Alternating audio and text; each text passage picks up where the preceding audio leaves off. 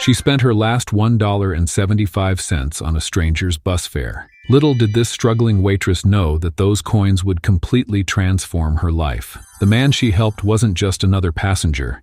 He was William Stone, owner of a billion-dollar hotel empire. What happened next defies all expectations. Instead of a simple thank you, William became obsessed with finding the woman whose kindness stood out in his world of wealth and power. This chance encounter on a city bus is about to spark a romance that challenges everything they both thought they knew about life, love, and what really matters. What if I told you that the difference between struggle and success was just $1.75? That's all it took to change two lives forever. The autumn rain fell in sheets across the city, making the evening bus stop a miserable place to wait. Julia Matthews stood under the small shelter, her waitress uniform still smelling faintly of grease from the 12-hour shift she'd just finished at Manny's diner. Her feet ached in ways that seemed impossible as she counted the coins in her palm for the third time. $1.85, barely enough for the bus fare home, with just 10 cents to spare. She glanced at her watch, 7:48 p.m. The bus should arrive in 2 minutes if it was running on time. The thought of her small apartment with its creaky heater and leaky bathroom faucet had never seemed so appealing. All she wanted was to kick off her shoes, warm up some leftover soup, and fall into bed. The familiar rumble of the number 42 bus approached, its headlights cutting through the rain. Julia clutched her coins tighter as the vehicle pulled up with a hydraulic sigh. She waited her turn in line, watching as other commuters filed onto the bus, a teenager with headphones, an elderly man with grocery bags, a woman juggling an umbrella and a toddler. And then, cutting through the evening calm, came raised voices. "I told you already. I was robbed. Everything's gone. My wallet, my phone, even my car keys." Julia looked up to see a well-dressed man standing at the bus steps, gesturing in frustration. Despite the expensive cut of his suit and the glint of what looked like a high-end watch partially obscured by his sleeve, something was off. His clothes were rumpled, his hair disheveled, and a smudge of dirt stained his knee as if he'd fallen. The bus driver's face remained impassive, his expression weathered by years of hearing every excuse in the book. "Listen, sir, I've heard this story at least twice this week. No fare, no ride. That's the policy." "You don't understand," the man insisted, lowering his voice but not his intensity. "I'm William Stone.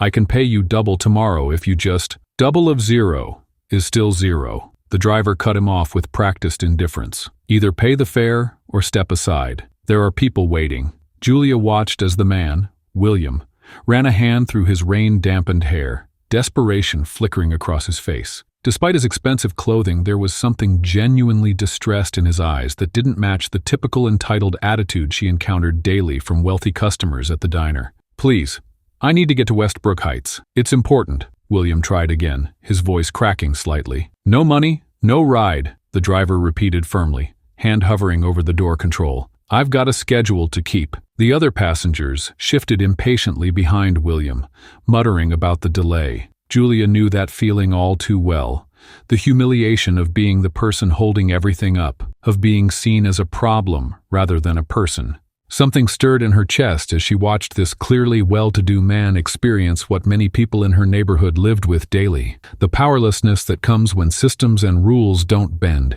even in moments of genuine need. Before she could second-guess herself, Julia stepped forward, her hand extending the coins she'd been clutching. $1.75, she said, her voice steady despite the absurdity of what she was doing. "That should cover his fare." The man turned, surprise washing over his features as he took in Julia's waitress uniform with its Manny's Diner logo and the name tag that read Julia. For a moment, his pride visibly wrestled with his predicament. "I can't take your money," he said quietly, something like shame flickering in his eyes. "You're not taking it," Julia replied with the direct practicality that came from years of solving problems on her feet. "I'm lending it. The bus is here. We're getting soaked, and everyone wants to go home." She placed the coins in the fare box before he could protest further. The driver shrugged, the matter settled in his eyes. "You're good to go, both of you." William hesitated before stepping fully onto the bus,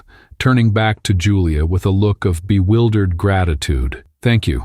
I'll pay you back, I promise." Julia followed him onto the bus, finding a seat several rows behind where he settled. "Don't worry about it," she called forward, trying to ease his obvious discomfort. "It's just bus fare." As the bus pulled away from the curb, Julia leaned her head against the window, watching raindrops race down the glass. She now had exactly 10 cents to her name until payday on Friday, 2 days away. The soup in her refrigerator would have to stretch further than she'd planned. What she didn't see was how William Stone kept glancing back at her throughout the ride, his mind racing. In his world of board meetings and million-dollar deals, genuine kindness without agenda was practically extinct. This waitress had given him her last few dollars without hesitation, someone who clearly had so little to spare. The bus continued its route through the city, stopping periodically to exchange passengers. William remained seated, his thoughts no longer on the business meeting he'd missed, or the mugging that had left him stranded.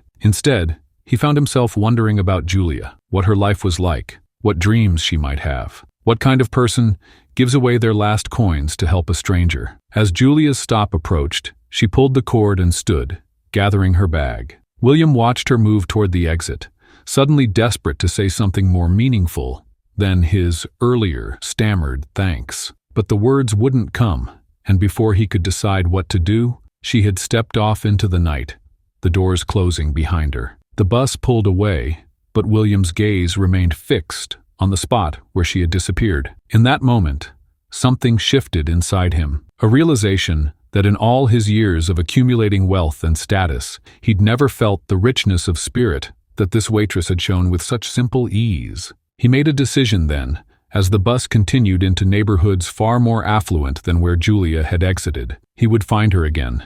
He would repay her, not just the $1.75, but the reminder of humanity she had given him. William Stone, hotel magnate worth millions, had been humbled by spare change from a waitress's pocket. Little did either of them know that this chance encounter, this tiny financial transaction between strangers, had just set in motion a chain of events that would transform both their lives in ways neither could imagine. The universe sometimes works in peculiar ways, where the smallest kindnesses create the largest ripples. Those ripples were about to reach William's pristine world, where million-dollar deals were common, but genuine connections were rare. What happens when a man who can buy anything realizes the one thing he truly wants isn't for sale? William Stone stood at the floor-to-ceiling windows of his penthouse, gazing at the city lights sprawled below him like a constellation of artificial stars. The view had cost him millions, yet tonight it felt oddly hollow. He loosened his tie, expensive Italian leather shoes still on his feet, despite the late hour. The encounter on the bus kept replaying in his mind, not the embarrassment of being without his wallet, but the unexpected warmth in that waitress's eyes when she offered her last coins without hesitation. "Is everything all right, sir?" His personal assistant, Margaret, appeared in the doorway, tablet in hand. "You've been standing there for nearly an hour." William turned, the emptiness of his 7,000-square-foot penthouse suddenly suffocating. Crystal chandeliers, marble countertops, and custom furniture filled the space, but the apartment lacked something he couldn't quite name, something he'd glimpsed briefly in that simple diner uniform. "I need to find someone," he said abruptly. "A business contact?" "No." William shook his head. "A waitress. She works at a diner somewhere downtown." Margaret's perfectly sculpted eyebrow arched upward. "Do you have a name? Phone number?" "Nothing." William ran a hand through his meticulously styled hair. "Just that she works at a diner. Blue uniform with white trim, and she takes the eastbound 42 bus around 8 p.m.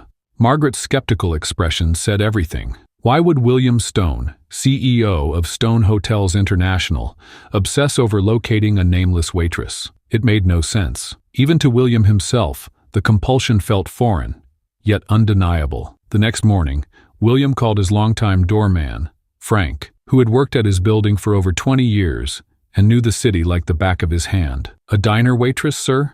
Frank repeated, confusion evident in his weathered face. "Yes. Blue uniform, possibly with a name tag. Takes the eastbound 42 bus around 8 p.m. William handed Frank an envelope. "I'd consider it a personal favor." Frank nodded, accepting the envelope without checking its contents. "I'll make some calls." The 42nd passes through the downtown district and the east side. Most of the diners in that area have been around for decades. Someone will know something. For 3 days, William found himself distracted during board meetings. His thoughts kept drifting to the waitress's simple kindness.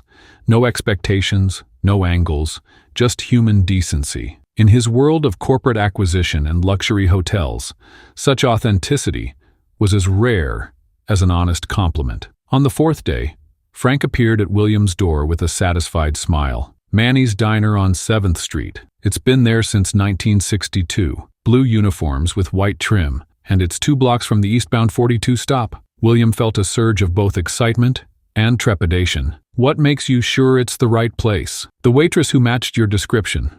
Her name is Julia. She's worked the evening shift for 3 years. Customers love her because she remembers everyone's orders and always has a kind word. That evening, William found himself standing across the street from Manny's Diner, studying the unassuming establishment with its red neon sign and large windows revealing a classic diner interior. The place couldn't have been more different from the 5-star restaurants he frequented. No valets, no crystal stemware, no sommelier, just simple food served with genuine smiles. For almost 30 minutes, William remained frozen on the sidewalk, questioning his own motives. What was he doing here? What did he expect to happen? He was a man who commanded boardrooms and negotiated million-dollar deals without blinking, yet he hesitated to enter a simple diner. The scent of fresh coffee and baked bread drifted through the evening air whenever the door opened, creating an inviting atmosphere that contrasted sharply with the sterile opulence he was accustomed to. Inside, he could see booths lined against the walls and a counter with stools where several patrons sat nursing cups of coffee. "You going in or what?" An elderly man carrying groceries passed by, eyeing William's tailored suit with amusement. "Best apple pie in the city, if that helps you decide." William nodded, straightened his tie, and finally pushed open the door. A bell chimed overhead, announcing his entrance. The warmth inside enveloped him immediately. Not just the temperature, but something more intangible. The diner hummed with conversation and laughter, dishes clinking, and the sizzle of food on the grill. And there she was, behind the counter, filling coffee cups with practiced efficiency. Julia. Now that he could see her clearly, William noticed details he'd missed during their brief encounter. The slight curl in her dark hair pulled back in a practical ponytail, the determined set of her shoulders despite obvious fatigue, the genuine smile she offered each customer. Her blue uniform with its white trim was exactly as he remembered, but now he could see her name tag pinned neatly above her heart. William took a seat at the counter, feeling strangely out of place in his $3,000 suit. He watched Julia work, captivated by her focused determination. She moved with purpose, efficiently taking orders, delivering plates, and making conversation with the regulars all at once.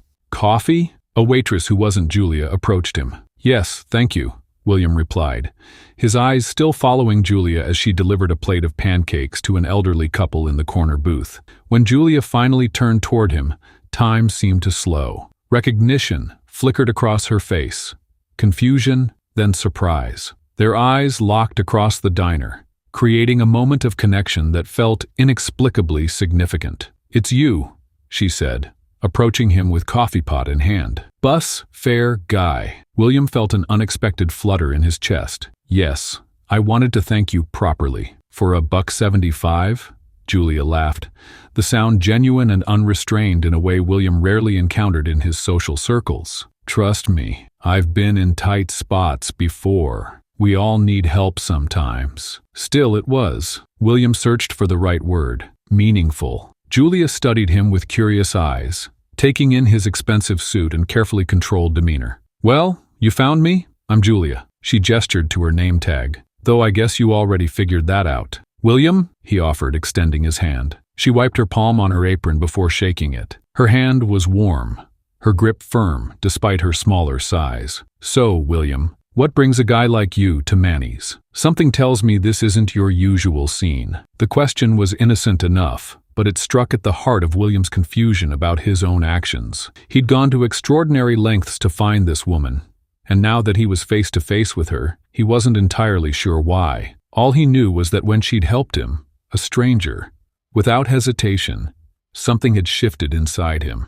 "I think," he said slowly, I'm here for the apple pie. I hear it's the best in the city. Julia's smile widened. You heard right. She turned to call toward the kitchen. Manny, slice of apple pie for the gentleman at the counter. As she moved away to serve other customers, William felt an unfamiliar lightness in his chest. For the first time in years, he wasn't William Stone, hotel magnate with responsibilities weighing on his shoulders. He was just William, a man sitting in a diner, waiting for a slice of apple pie, watching a waitress named Julia who had no idea she'd awakened something long dormant in him, a desire for connection that transcended wealth and status. Option 3's hook speaks to the core of what happens in this section, the gradual building of a relationship through small, consistent interactions. Let me craft something even better that captures the essence of their coffee ritual. One slice of apple pie became a daily ritual that defied the unwritten rules of social division. While most people believe wealth creates impenetrable barriers between humans, William and Julia were proving that sometimes the simplest traditions, like morning coffee at a worn counter, can build bridges that million-dollar deals never could. The morning after their first encounter, William surprised the diner staff by appearing at precisely 7:15 a.m. He chose the same stool at the counter, straightened his Italian silk tie, and waited. When Julia emerged from the kitchen, the flash of recognition in her eyes quickly transformed into guarded curiosity. "You're back," she said, coffee pot already in hand as she approached. "I didn't expect to see you again." William offered a smile that felt strangely unfamiliar on his face, genuine, without the calculated charm he deployed in boardrooms. "I wanted to thank you properly for yesterday and repay my debt." Julia's eyebrow arched skeptically as she filled his cup. "With interest? Coffee here is only $1.25.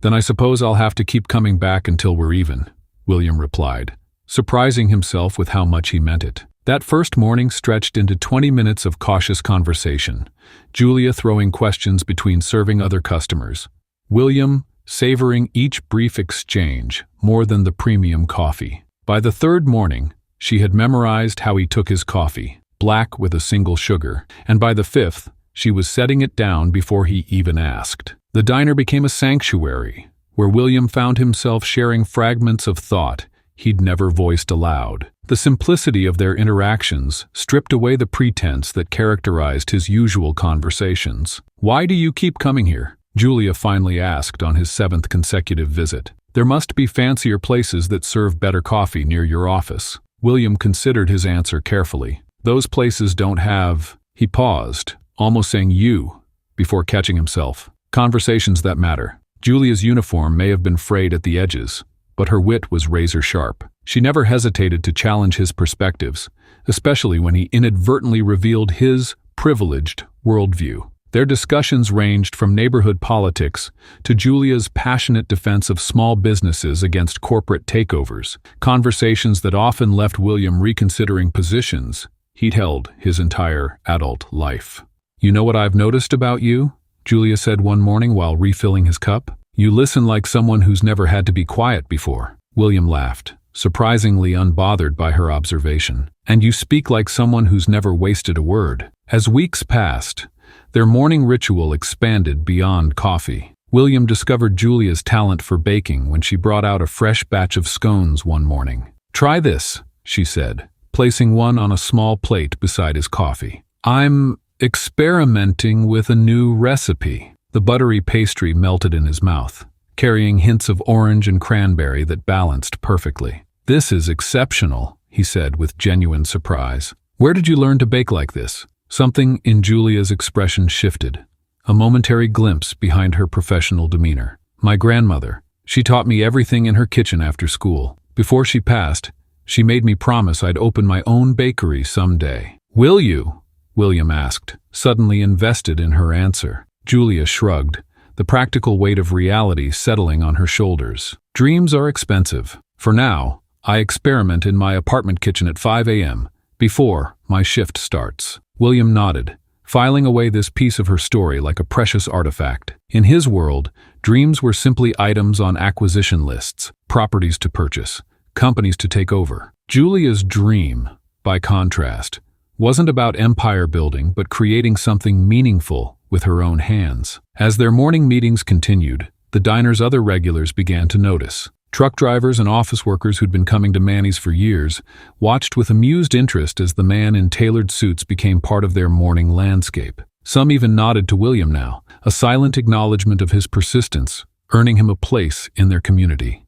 "Your boyfriend's here again," Manny himself joked to Julia one morning when William appeared at his usual time. "He's not," Julia began, then stopped when she caught William's eye across the counter. "He's just a regular customer now." Yet there was nothing regular about how Julia began timing her breaks to coincide with William's visits, or how she found herself sharing stories about her childhood in Ohio that she rarely told anyone. The neutral ground of the diner allowed their conversations to flow without the pressure of their respective statuses interfering. "Tell me about your hotels," she prompted one morning, wiping down the counter beside him. "You never talk about your work." William hesitated, careful not to reveal too much about the scale of his operation. "They're just buildings where people sleep when they're away from home." "I don't believe that for a second," Julia challenged. "Nobody talks about just buildings, the way your eyes light up when you mention design details." Caught off guard by her perception,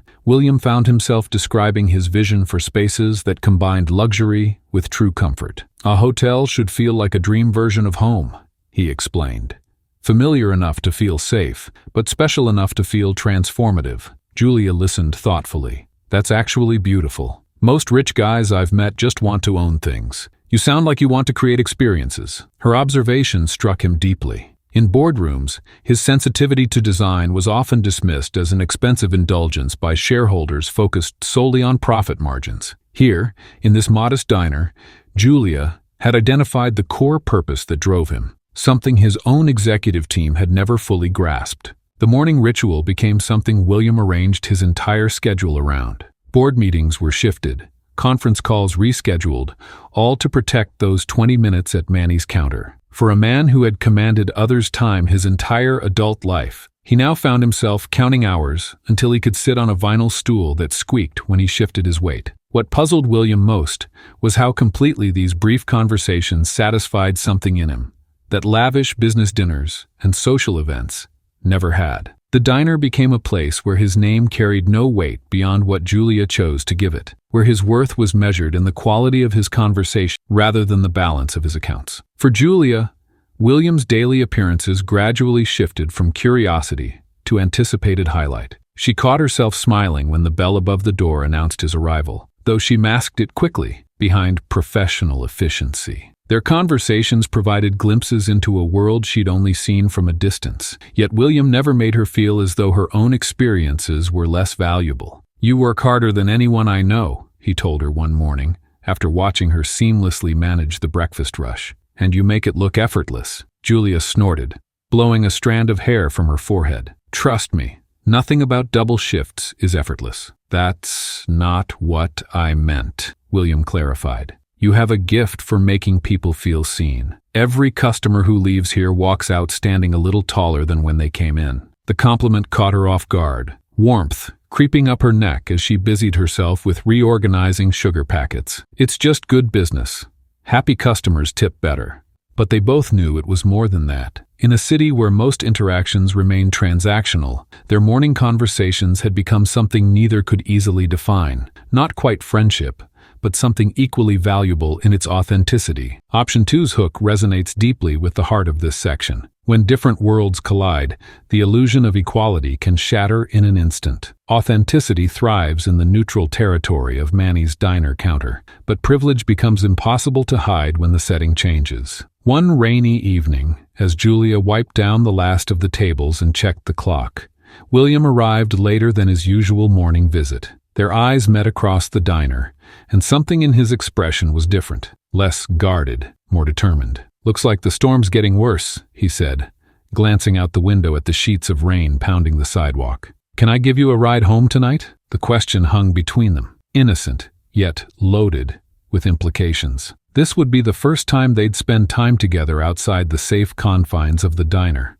Julia hesitated, weighing her practical need against the boundary they were about to cross. "I don't want to put you out of your way," she replied, though the thought of waiting for the bus in the downpour held little appeal. William's smile was gentle but insistent. "It's no trouble at all. I'd feel better knowing you got home safely." When they stepped outside under the protection of William's umbrella, Julia's eyes widened at the sleek Audi parked directly in front of the diner. It wasn't ostentatiously luxurious, no flashy gold trim or vanity plates, but the understated elegance of the vehicle spoke volumes about its price tag. This wasn't the car of someone who struggled to afford bus fare. As William opened the passenger door, Julia slid into butter-soft leather seats that seemed to embrace her tired body. The interior smelled of expensive cologne and leather conditioner, scents that belonged to a world she rarely encountered. William settled into the driver's seat with practiced ease, his hands resting comfortably on the steering wheel,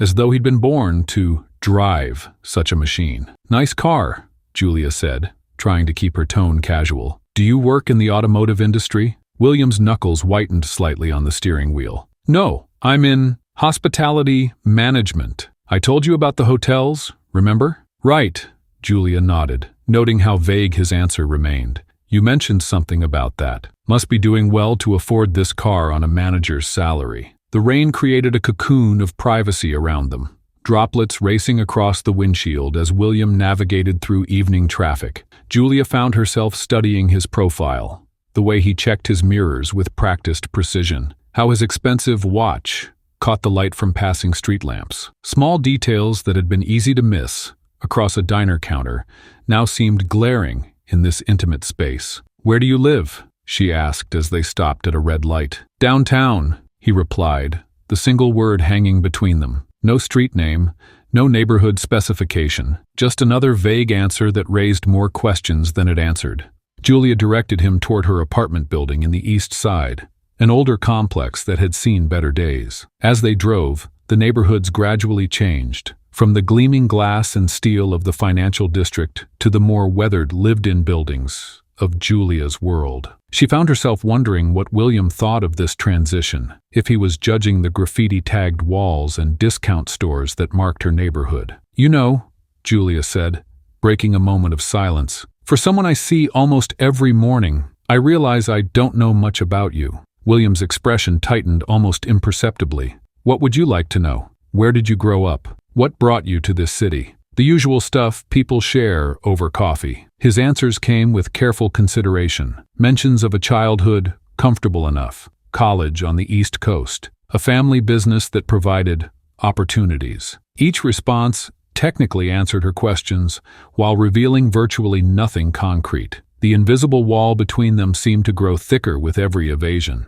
When they reached her apartment building, William surprised her with a suggestion. "There's a park near here, isn't there? By the lake? Would you like to take a walk before I drop you home? The rain seems to be letting up." The question caught Julia off guard. It was nearly 9 in the evening and her feet ached from her shift. But something in William's expression, a hint of vulnerability beneath his composed exterior, made her nod in agreement. The urban park was nearly empty as they strolled along the pathway that circled the small lake. Raindrops dripped from the trees, creating ripples across the water's surface. Away from both the diner and the luxury car, they found themselves in truly neutral territory, a public space that belonged to everyone and no one. "My grandmother used to bring me here," Julia said, memories warming her voice. "We'd feed the ducks, and she'd tell me stories about when she was young." "It's beautiful," William replied, and for once his voice carried no trace of guardedness. "Peaceful. Sometimes I forget places like this exist in the city." As they walked, Julia found herself sharing stories from her childhood. Modest birthday celebrations in this park, ice cream cones on hot summer days, learning to ride a bike along these same paths. William listened with genuine interest, asking questions that revealed how different his own upbringing must have been. "What about you?" she asked. "Where did you play as a kid?" William paused, then chose honesty over evasion for the first time. "Private school grounds mostly. Tennis courts, swimming pools, not much like this." The admission hung between them, not quite a confession of wealth, but closer to truth than he'd been before. Julia felt the social chasm between them widen, even as their personal connection deepened. "Must have been nice," she said, keeping her tone light. "In some ways," William replied, his voice softening. "But there's something special about public spaces like this. They belong to everyone. I think I missed out on that." They found a bench overlooking the lake and sat in comfortable silence for a moment. Julia, was acutely aware of William's proximity, of how this moment felt both ordinary and extraordinary. Two people from vastly different circumstances finding connection in a city park. "Julia," William began, hesitation evident in his voice. "There are things about my life that I haven't shared with you." She turned to look at him, noticing the conflict in his expression. "I know. You do? I'm not blind, William. The car, the clothes, the way you talk about certain things. You're clearly not just some hotel manager." William looked down at his hands. "Does it matter to you who I am outside of our morning conversations?" The question carried the weight of his fear, that revealing his true status would change how she saw him, would transform their authentic connection into something tainted by wealth and social division. Social psychology suggests that relationships between individuals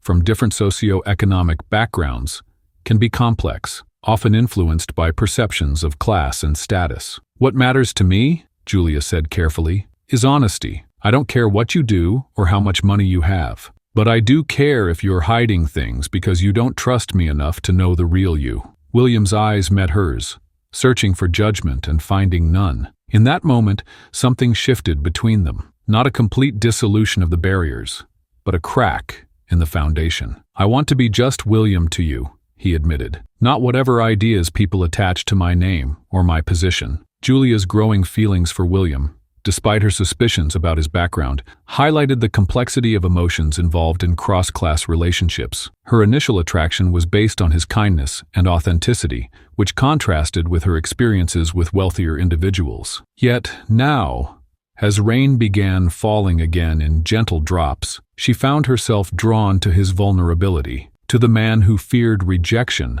not for who he was, but for what he possessed. Sometimes truth doesn't wait for the perfect moment. It crashes through carefully constructed walls without warning. While William wrestled with how to reveal his real identity, fate was about to make that decision for him. What happens when the person who made you feel valued has hidden their entire existence from you? Julia was about to discover the answer in the most jarring way possible. The morning started like any other at Marries. Julia arrived for her shift, tied her apron with practiced efficiency, and began the familiar rhythm of filling coffee mugs and wiping down tables. The small television mounted in the corner of the diner usually faded into background noise. A weather report here, a traffic update there. But today, a familiar face on the screen caught her co-worker's attention. "Hey, isn't that the guy who comes in every morning? The one who always sits at your section?" her colleague exclaimed, pointing at the screen. Julia glanced up, coffee pot frozen mid-pour. There on the screen was William. Her William, stepping out of a limousine in an immaculate suit, surrounded by photographers. The news ticker scrolled beneath him. "William Stone, CEO of Stone Hotels International, announces expansion into European markets." The coffee pot nearly slipped from her hand. The pieces suddenly connected with stunning clarity. The expensive car, the vague answers about his work, the hospitality management that never quite added up. He wasn't just wealthy. He was William Stone, the hotel magnate whose name adorned buildings across the city skyline. "Are you okay?" her colleague asked, noticing Julia's shocked expression. Julia couldn't answer. The betrayal settled like ice in her stomach. Every conversation, every smile, every shared moment, had any of it been real? Or was she just some amusing diversion for a bored billionaire? The kind gesture on the bus, his daily visits, their growing connection. It all felt hollow now, tainted by the fundamental lie at its core. She finished her shift mechanically, her mind replaying every interaction with William through this new lens. The more she thought about it, the angrier she became. By the time her shift ended, she knew exactly what she needed to do. The Stone Grand Hotel stood like a gleaming monument to wealth and privilege in the heart of downtown. Julia had passed it countless times but never set foot inside. Now, as she approached the revolving glass doors, she felt profoundly out of place in her worn jeans and simple blouse. The lobby was a cathedral to luxury, soaring ceilings with crystal chandeliers, marble floors polished to a mirror shine, and plush furnishings arranged in elegant conversational groups. Well-dressed guests glided across the space while uniformed staff moved with practiced efficiency. Julia's footsteps faltered as the opulence of William's world crashed over her. This wasn't just a different life. It was a different universe. "May I help you, miss?" A concierge approached with a polite smile that didn't quite reach his eyes as he assessed her casual appearance. "I need to see William Stone," Julia said, her voice steadier than she expected. "I'm afraid Mr. Stone isn't available for walk-in appointments. Perhaps you could leave your contact information. Tell him Julia from Marries is here." The words came out more assertively than she intended, drawing curious glances from nearby guests. The concierge's expression shifted slightly. Recognition flickered across his face. Clearly, William had mentioned her. "One moment, please." As she waited, Julia became increasingly aware of how profoundly she didn't belong here. Every surface screamed wealth and exclusivity. The stark contrast between William's daily visits to her modest diner and this palace of privilege made her feel like a fool. How could she have missed the signs? His expensive clothes, his perfect manners, the way he navigated the world with the ease of someone who had never worried about a bill in his life. When the elevator doors opened, William stepped out, his expression shifting from confusion to concern when he spotted her. Gone was the casual demeanor from their shared moments. Here stood William Stone, hotel magnate, in an impeccably tailored suit that probably cost more than her annual rent. "Julia," he said, approaching cautiously, "what are you doing here?" "Funny, I was about to ask you the same thing," she replied, struggling to keep her voice level. "Who exactly are you?" "William," because the man I thought I knew wouldn't lie about his entire identity. William glanced around at the curious onlookers. "Let's talk somewhere private." "No," Julia said firmly. "I think we've had enough secrets, don't you? Were you ever going to tell me the truth? Or was this all some kind of game to you?" "It wasn't a game," William said, his voice lowered. "Please, Julia, not here." "Then where? In your penthouse? On your private jet? Where exactly would be the appropriate place for you to explain why you pretended to be someone you're not for weeks?" The hurt in her voice was unmistakable, cutting through his practiced composure. For once, William Stone, master of boardroom negotiations, seemed at a loss for words. "I wanted to tell you," he finally said. "I was going to tell you that night at the park, but I couldn't find the right moment." "The right moment?" Julia laughed incredulously. "How about the first moment? How about before I started to care about you? Before I trusted you?" William's shoulders slumped slightly. "If I had told you who I was from the beginning, would you have treated me the same way? Would you have been honest with me about what you thought, what you felt?" His voice dropped lower. "Everyone treats me differently once they know who I am. I just wanted someone to see me, not my bank account." The sincerity in his voice made Julia pause, but only briefly. "That wasn't your decision to make. You took away my choice by deceiving me. You say you wanted honesty, but you built our entire relationship on a lie." Around them, the grandeur of the hotel lobby seemed to heighten the distance between their worlds. Guests in designer clothes moved past with curious glances. Staff maintained a respectful distance but watched the unfolding drama with undisguised interest. "With you, for the first time in years, I felt like a real person," William said. "Not a wallet, not a connection, not an opportunity, just a person." "And how do you think I feel now?" Julia asked, gesturing around at the opulent surroundings. "Standing here, realizing I've been sharing coffee with someone who could buy the entire diner with what he probably spends on shoes? Do you have any idea how foolish I feel?" "Nothing between us was fake," William insisted, taking a step toward her. "My feelings for you are real. That park bench conversation was the most honest I've been with anyone in years, except for the part where you're William Stone, hotel magnate, not William the guy who works in hospitality management," Julia countered. "How am I supposed to trust anything you say now?" The irony wasn't lost on her. Standing in this temple of luxury, the power imbalance between them became undeniable. Every marble tile, every uniformed employee, every golden fixture reinforced the vast gulf between their realities. "I made a mistake," William admitted. "I should have told you sooner, but I was afraid of losing what we had.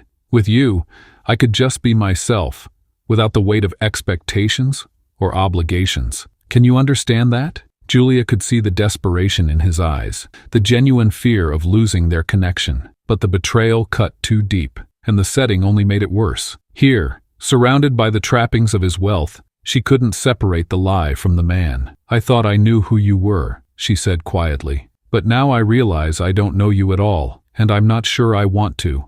Wealth has a weight of its own, a gravity that pulls everything around it into orbit. But what happens when someone steps away from that force field? 3 days after Julia walked out of William's hotel, an earthquake shook the financial district that had nothing to do with tectonic plates. Someone had just done the unthinkable. The New York Times headline appeared first: "Stone heir abandons billion-dollar dynasty." Then, the Wall Street Journal: "William Stone resigns as president of Stone Hotels. Stocks plummet." By afternoon, business channels were running non-stop analysis of what many called the resignation of the decade. Julia stared at her phone during her break, scrolling through article after article. Each one speculated about William's reasons: a health crisis, a power struggle with the board, or preparations for a new venture. None mentioned a waitress from a diner on the East Side. "He's lost his mind," declared Robert Stone Sr., William's father,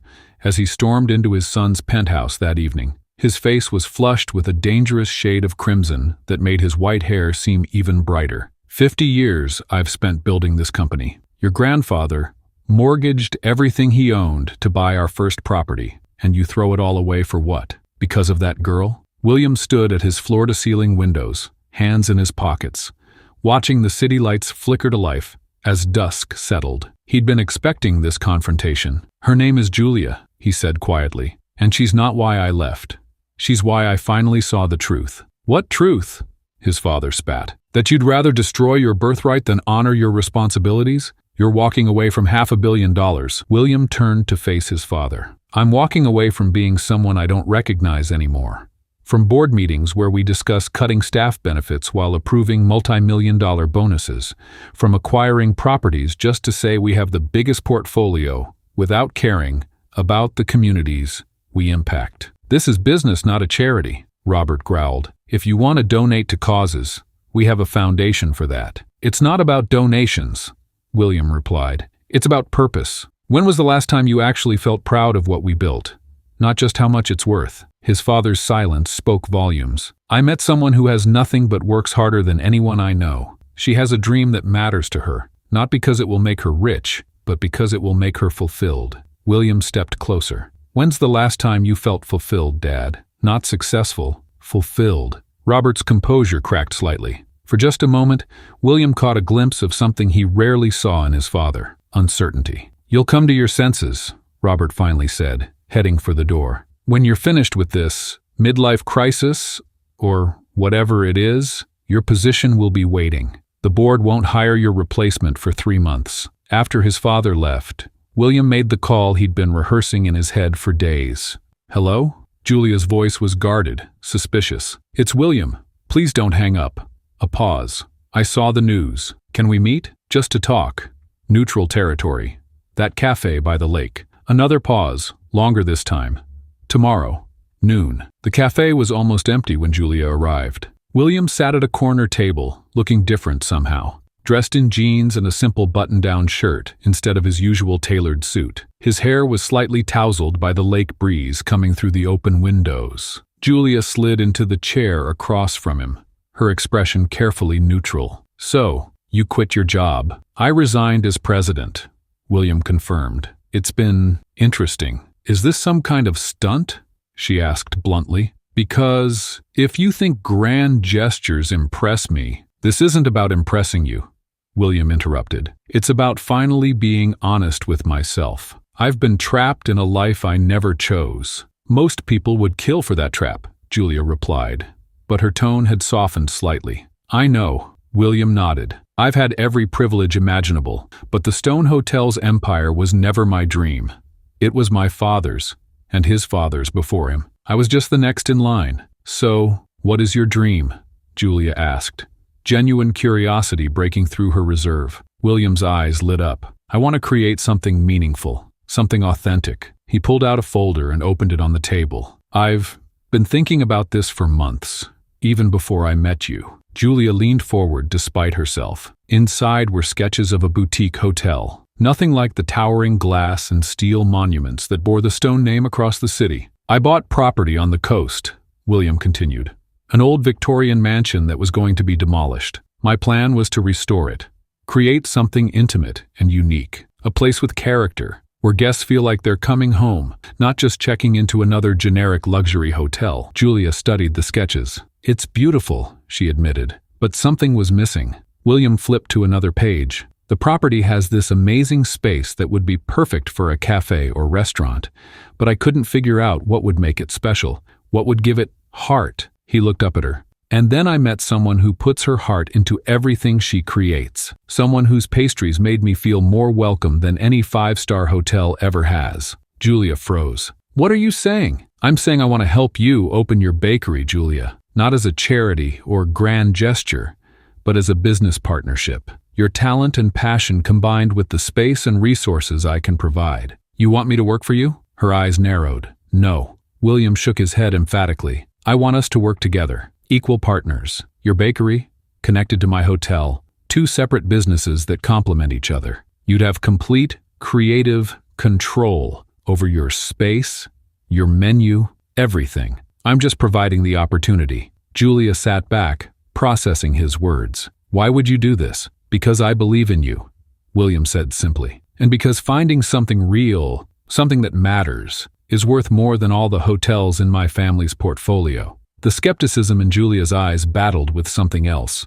Hope, perhaps, or the dangerous pull of a dream suddenly within reach. "This is insane," she finally said. "You barely know me." "I know enough," William countered. "I know you're talented. I know you work harder than anyone I've ever met. I know your grandmother taught you that baking isn't just about recipes.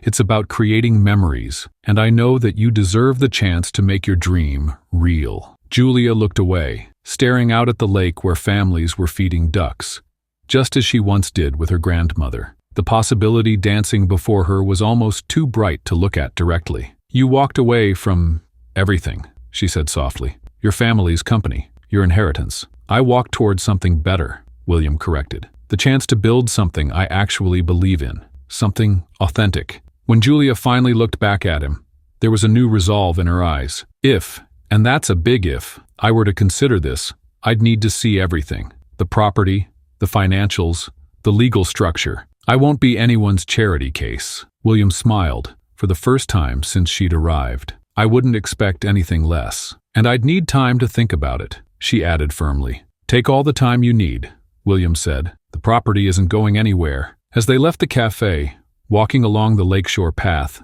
the tension between them had shifted. Not gone, but transformed into something new. The electric potential of possibility. "Why did you really leave Stone Hotels?"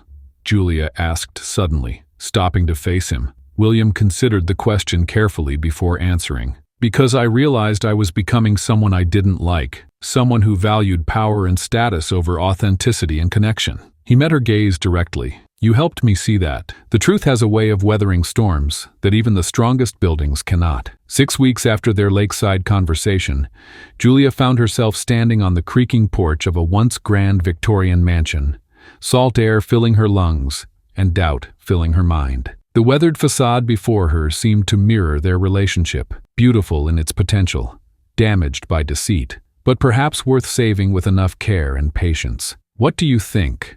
William asked, his voice carrying a hint of nervous anticipation she'd never heard from him before. Julia ran her fingers along the intricate woodwork of a peeling column. "It has good bones," she admitted, professional curiosity temporarily overriding her lingering reservations. "But this is going to be a massive undertaking." The coastal town they'd chosen was miles from the urban jungle where they'd met, a deliberate choice that offered them both a fresh start. Historical buildings lined the main street, giving the small community a charm that no modern development could replicate. Tourism sustained the local economy, but most businesses closed during the winter months when visitors dwindled, creating a unique challenge for their hotel and bakery concept. Inside, the mansion revealed even more character. Soaring ceilings with ornate moldings, a grand staircase that curved elegantly to the second floor, and windows that framed the ocean like living paintings. But Julia's trained eye also caught the warning signs: water damage in the corners, uneven floors that hinted at foundation issues, and the unmistakable scent of mildew beneath the salt air. "The architect will be here tomorrow," William explained, walking carefully across creaking floorboards. We'll need to convert the east wing into the bakery space while preserving as much of the original character as possible. Julia nodded, mentally sketching the layout of her dream bakery. The morning light will be perfect for the display cases, she said, surprising herself with her enthusiasm. And customers could enjoy their pastries on that wraparound porch with ocean views. What neither of them anticipated was the architect's devastating report. The foundation had suffered significant deterioration from decades of coastal storms, and the entire structure would need to be lifted to install proper supports. The original renovation budget would need to double, at minimum. $2 million instead of $1 million, William stated flatly after the meeting, staring at the detailed estimate in his hands. And that's assuming we don't find more problems once we open up the walls. Julia's stomach nodded. This was their first real test, a financial obstacle that threatened everything before they'd even begun. She watched William's face carefully, searching for signs of regret or second thoughts about their partnership. This was precisely the kind of moment when people revealed their true selves. We could cut corners, she suggested carefully, testing his reaction. Use less expensive materials for the bakery area, maybe delay renovating the upper floors until next year. William looked up, his expression unreadable. The silence between them stretched until Julia wondered if she'd said something wrong. Is that what you want to do?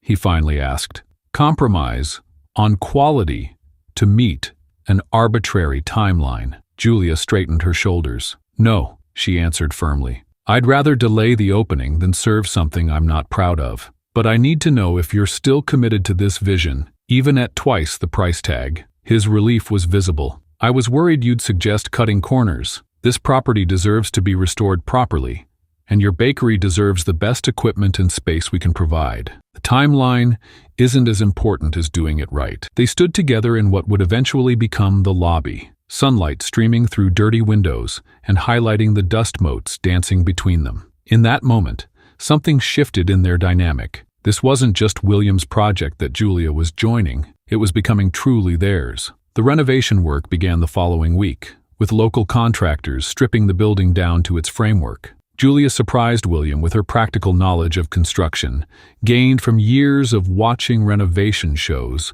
while dreaming of her own bakery. The kitchen ventilation system needs to be commercial grade, she insisted during one planning meeting, pushing back against the contractor's suggestion of a less expensive alternative. The heat from the ovens will be substantial, and proper airflow is non-negotiable. William observed her with growing admiration. The Julia before him was confident and assertive, a stark contrast to the waitress who had once counted coins for bus fare. Her expertise in bakery operations complemented his knowledge of hotel management perfectly. As summer turned to fall, they established a routine. Mornings were spent overseeing construction, afternoons dedicated to business planning, and evenings often found them sharing meals at a local seafood restaurant, discussing everything from menu items to marketing strategies. We should source ingredients locally whenever possible, Julia suggested over clam chowder one evening. There's a dairy farm about 20 miles inland that produces amazing butter,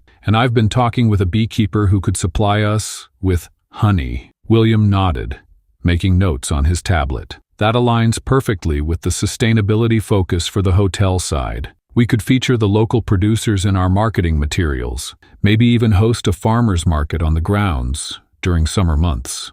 What they didn't discuss was the evolving nature of their relationship. The lines between business partners and something more personal had begun to blur, though neither seemed ready to acknowledge it directly. Then came the call from Robert Stone Sr. William's phone rang during a meeting with the interior designer, and his face darkened when he saw the caller ID. I need to take this, he apologized, stepping outside onto the partially renovated porch. Julia couldn't hear the conversation, but William's rigid posture told her everything she needed to know. When he returned 20 minutes later, his jaw was set in a hard line. My father? She guessed. William nodded. The board approved a new expansion plan that was originally my project. He called to offer me the chance to come to my senses and return to lead it. He paused, looking out at the ocean. He said I could bring you along, offer you a position developing bakeries for all our hotel locations. Julia's heart skipped. The opportunity would mean instant success on a global scale, bypassing all the risk and hard work of their current venture. "What did you tell him?" "I told him I appreciated the offer, but we're building something that matters to us." He turned to face her directly. "Unless, is that something you'd want to consider?" The question hung between them, carrying more weight than just a business decision. This was William, offering her a glimpse of the world he'd left behind, and testing whether she might prefer that version of him after all. "No," Julia said with surprising certainty. "That's not our story. We're not mass-producing bakeries for corporate hotels. We're creating something unique that belongs to us." She hesitated before adding, "To both of us." The relief in his eyes told her she'd given the right answer, not just for their business, but for them. As construction progressed, structural challenges weren't the only obstacles they faced. Securing permits in a historical district proved complicated, and the health department had specific requirements for the bakery space that necessitated additional modifications. But with each problem solved together, the trust between them strengthened. The day the foundation work was completed marked a turning point. They stood on the newly secured structure, champagne flutes in hand to celebrate the milestone. "To solid foundations," William toasted, the double meaning clear in his eyes. "To building something that lasts," Julia returned, clinking her glass against his. That evening, walking along the shoreline as sunset painted the sky in brilliant oranges and pinks, William considered his next words carefully. "When my father called, he asked me something that's been on my mind." Julia glanced at him, the breeze catching her hair. "What was that?" "He wanted to know why I gave up everything I'd worked for." His exact words, "Just when emotions have found their rhythm, the universe has a funny way of throwing us off beat." William's words about his father still echoed in the Victorian mansion's hallway when Julia's phone vibrated against the newly installed marble countertop. The screen, illuminated with a name she'd managed to avoid for nearly 2 years, Eric. Just 5 letters that somehow carried the weight of 1,000 disappointed dreams. "Have you ever noticed how the ghosts from our past always seem to find us precisely when we're building something beautiful?" Julia's hand trembled slightly as she reached for her phone. The afternoon sunlight streamed through the mansion's restored windows, casting a golden glow over the bakery's nearly completed space. She had just finished reviewing the final design for her custom pastry display case when the unexpected caller ID appeared. "I need to take this," she muttered, stepping away from William. Her voice carried a tension he hadn't heard since their confrontation at the hotel months ago. William watched as Julia stepped onto the mansion's wraparound porch, closing the French doors behind her. Through the antique glass panes, he could see her pacing, her free hand gesturing occasionally in what appeared to be frustration. The conversation seemed one-sided, Julia mostly listening, her shoulders gradually tensing with each passing minute. Who was this person that could transform his confident, determined partner into someone so visibly unsettled? William had never seen Julia react this way to anyone. Not to contractors who tried to cut corners, not to his father's thinly veiled insults, not even to him during their worst disagreements about the renovation budget. When Julia finally returned inside 30 minutes later, her eyes avoided his. "Just someone from my past," she said dismissively, immediately redirecting the conversation to the kitchen's pending equipment delivery. The subject change was abrupt, the invisible wall between them suddenly palpable. That evening, as they drove back to their temporary cottage rental, William broke the uncomfortable silence. "You know you can talk to me about anything, right?" Julia stared out the passenger window, watching the coastal scenery blur past. "Some things are better left in the past," she replied, her voice barely above a whisper. But William couldn't let it go. Julia's distress gnawed at him through dinner and into the next morning. While she was meeting with their head chef, William made a call to Margaret, his former assistant who still handled occasional personal matters for him. "I need information on someone named Eric who was previously involved with Julia Matthews," he said, ignoring the twist of guilt in his stomach. Was this crossing a line? Probably. But seeing Julia's distress had triggered something protective, and yes, possessive, in him that he couldn't simply dismiss. 2 days later, Margaret's research revealed what William had suspected. Eric Donovan had dated Julia for nearly 3 years before their relationship ended shortly before William met her. He was a finance executive, now working at a major investment firm, successful, ambitious, and according to social media, recently divorced. The information sat heavily in William's mind as he watched Julia meticulously testing recipes in their temporary kitchen. She seemed to have pushed the phone call aside, focusing with renewed intensity on perfecting her signature pastries. But occasionally, he caught her staring into space, lost in thoughts she wouldn't share. William's jealousy, an emotion he rarely experienced, surfaced unexpectedly when Julia's phone buzzed again the following week. He watched her glance at it, frown, and silence the call before returning to her work. There was history there, painful history judging by her reaction, and being kept in the dark about it felt like a step backward in their relationship. As they stood examining the newly installed chandelier in what would be the hotel's lobby, William finally confronted the elephant in the room. "Who's Eric?" he asked bluntly. Julia froze, her clipboard nearly slipping from her grip. "How do you know that name?" "I saw it on your phone," William admitted, though not mentioning Margaret's research. "Twice now, and both times, it's like you've seen a ghost." "It's nothing you need to worry about," Julia replied, her tone creating distance between them. She turned away, pretending to make notes about the lighting fixture. "If it's nothing, why can't you tell me?" William persisted, stepping into her line of sight. "Julia, we're building a life together. No more secrets. Remember? That was our promise, after everything that happened." "Not all secrets are yours to know," she snapped, immediately regretting her harsh tone. The hurt on William's face was unmistakable. That night, the tension between them stretched like a tightrope across their rental cottage. Julia prepared dinner in silence while William sat at their small dining table, staring at his laptop, but not really seeing it. They were both stubborn, both protecting themselves in ways that had become second nature long before they'd met. Finally, William closed his computer. "I'm sorry," he said quietly. "I shouldn't have pushed. Whatever this is, whatever he is to you, I trust you to tell me when you're ready." Julia set down the wooden spoon she'd been using to stir the pasta sauce. Her shoulders slumped slightly as she turned to face him. "He was my boyfriend for almost 3 years, she admitted, "and he's the reason I stopped believing my dreams were possible." William listened as Julia finally opened up about Eric, a man who had systematically diminished her ambitions, calling her baking a cute hobby, but not a real career. For 3 years, she'd gradually internalized his dismissive attitude, believing that perhaps her grandmother's faith in her talent had been nothing but blind love. "Every time I mentioned opening my own place, he had statistics about restaurant failures," Julia explained, tears gathering in her eyes. "He'd say things like, 'Wouldn't you rather be secure than chase some fantasy?' He made me feel childish for wanting this."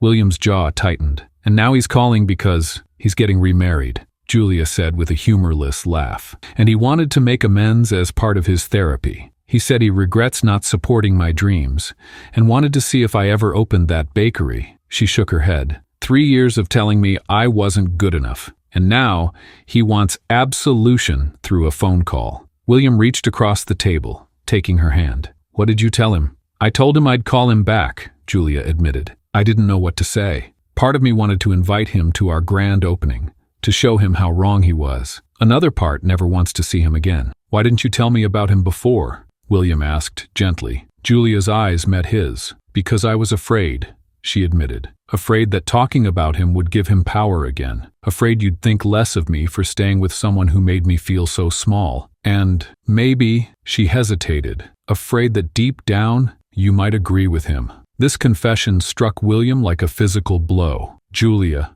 he whispered, "I left $1 billion company to help build your dream. How could you think I'd ever doubt you?" "That's the thing about having your confidence systematically dismantled," Julia said quietly. "Logic doesn't always win. Eric's voice still lives in my head sometimes, telling me I'm reaching too high." William moved around the table, kneeling beside her chair. "Then we need to make my voice louder," he said firmly. "The voice that says you're extraordinary. The voice that believes in El Dolce Vita so much that I bet everything on it. On us." Julia's tears finally fell. "I'm sorry I didn't tell you.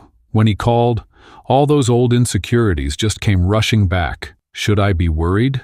William asked, the question carrying multiple layers of meaning. Julia shook her head. "Not about my feelings for him. Those died years ago." She squeezed his hand. "But maybe about how easily I can still be shaken by the past." "The past only has the power we give it," William said. "And for what it's worth, I think you should call him back. Tell him exactly how wrong he was. Not for his closure, but for yours." William's words about closure echoed in Julia's mind as she stood frozen at the entrance of El Dolce Vita on opening day. Dawn had barely broken over the coastal skyline, casting golden light across the freshly painted sign that now proudly displayed the name of their shared dream. Her hands trembled slightly as she arranged the signature pastries in the display case. Not from doubt this time, but from the overwhelming reality that her fantasy had materialized into something she could touch, taste, and share with the world. "Are you ready?" William's voice came from behind her, gentle but charged with the same nervous energy she felt coursing through her veins. Julia took a deep breath, inhaling the intoxicating scent of freshly baked bread and sweet pastries that filled the air. What if nobody comes? What if they hate everything? The questions tumbled out before she could stop them. William stepped closer, placing his hands on her shoulders. "They'll come, and they'll love it, because it's you. It's your recipes, your vision." His confidence steadied her, if only momentarily. The clock ticked closer to 9 a.m., opening time. Julia meticulously adjusted each pastry, ensuring every display looked perfect. The newly renovated Victorian mansion had transformed into a stunning boutique hotel, with Julia's bakery occupying the ground floor. The original hardwood floors gleamed beneath tasteful lighting, while large windows overlooked the breathtaking coastal views that would surely captivate their guests. At precisely 9 a.m., William unlocked the double doors. Julia held her breath as they swung open, revealing an empty sidewalk. For one heart-stopping moment, her worst fears seemed realized, until a couple rounded the corner, followed by another, and then a small group. Within 15 minutes, a steady stream of locals and tourists began filtering into El Dolce Vita, drawn by the tantalizing aromas and the buzz that had been building in the small coastal community. "I've been watching the renovation for months," an elderly woman told Julia, as she admired the display case. "My husband and I had our honeymoon in this old house 50 years ago when it was a bed and breakfast. Never thought I'd see it looking so beautiful again." Julia smiled, touched by the connection to the building's history. "That's amazing.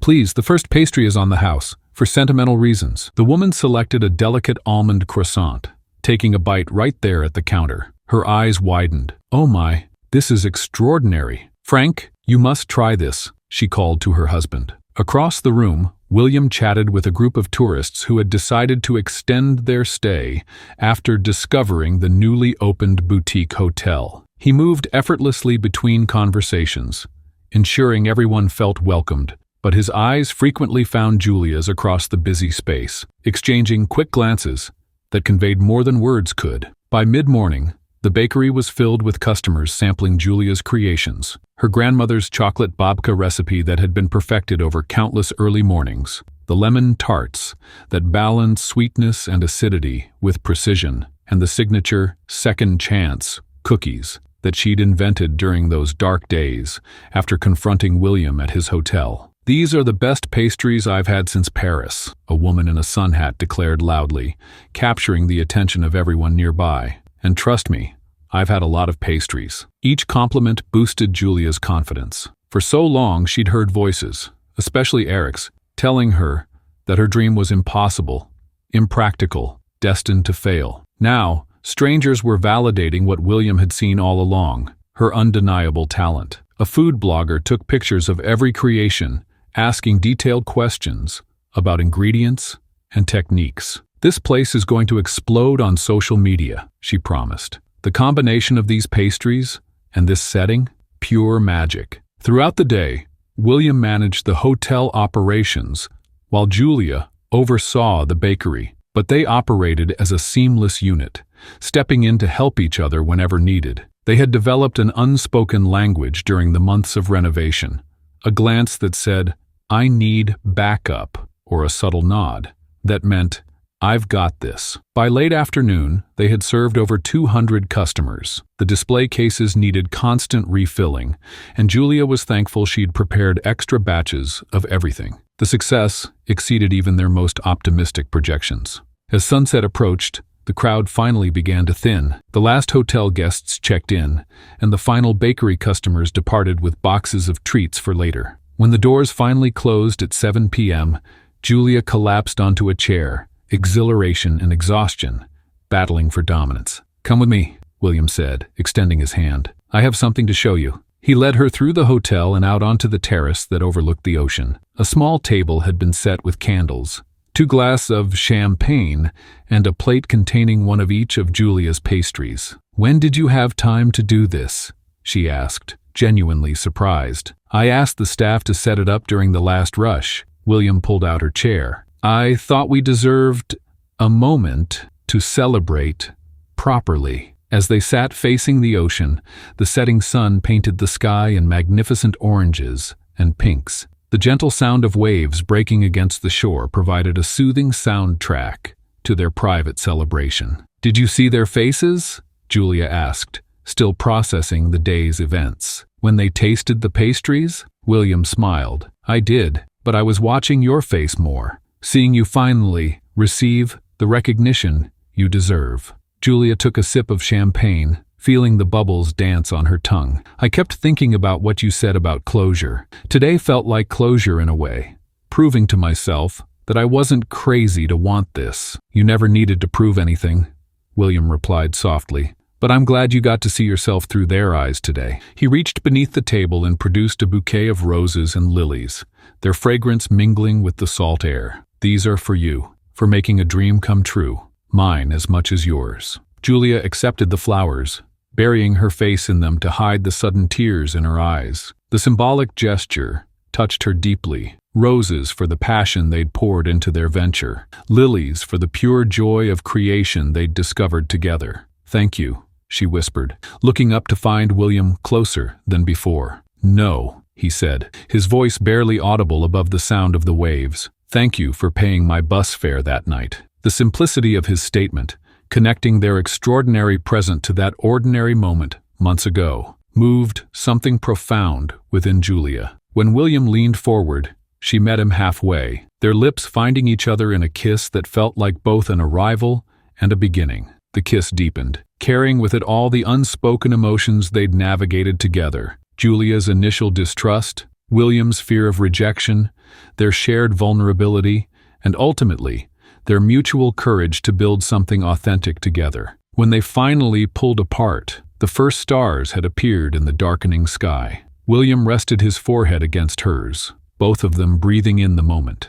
As the stars multiplied overhead, that kiss beneath the darkening sky marked the beginning of a new chapter for Julia and William. The ocean waves provided a gentle soundtrack to their moment, a fitting metaphor for the journey they were about to embark on together, one as vast and deep as the sea itself. 3 months after El Dolce Vita's triumphant opening, William suggested they take an evening walk along the shoreline. The beachfront property that housed their boutique hotel and bakery offered direct access to a stretch of pristine sand that seemed to go on forever. Julia readily agreed, kicking off her shoes to feel the cool sand between her toes as the day's heat gradually subsided. "The sunset tonight is particularly beautiful," William commented, his voice carrying a slight tremor that Julia hadn't heard before. They had walked this beach countless times since moving to the coast, but something felt different tonight. William kept reaching into his pocket, then pulling his hand back empty as if second-guessing himself.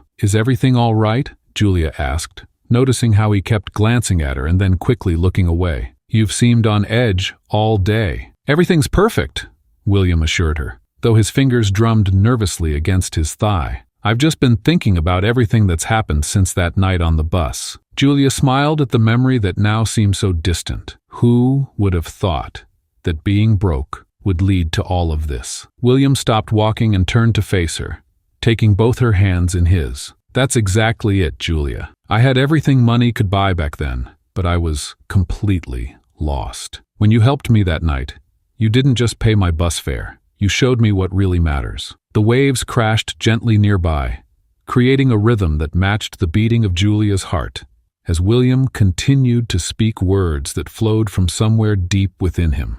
"Before I met you, success meant bigger hotels, more locations, higher profit margins. Now I understand that true success is measured by the moments that take your breath away, like watching customers taste your grandmother's recipes for the first time, or seeing the joy on that elderly couple's faces when they realized we'd preserved the place where they spent their honeymoon. As the fading sunlight painted the sky in brilliant oranges and pinks, William's nervousness suddenly made sense to Julia. She felt her breath catch in her throat as he reached into his pocket one final time. "Julia Matthews," William said, his voice steadying as he lowered himself to one knee in the sand. "You taught me that the most valuable things in life can't be purchased." He opened a small velvet box, revealing a simple but elegant diamond ring. "Will you marry me and continue building our dreams together?" The ring sparkled in the sunset's glow, but Julia barely noticed it. She was too focused on William's face, the same face that had once been a stranger's on a crowded bus, now the face of the man she loved more than she ever thought possible. "Yes,"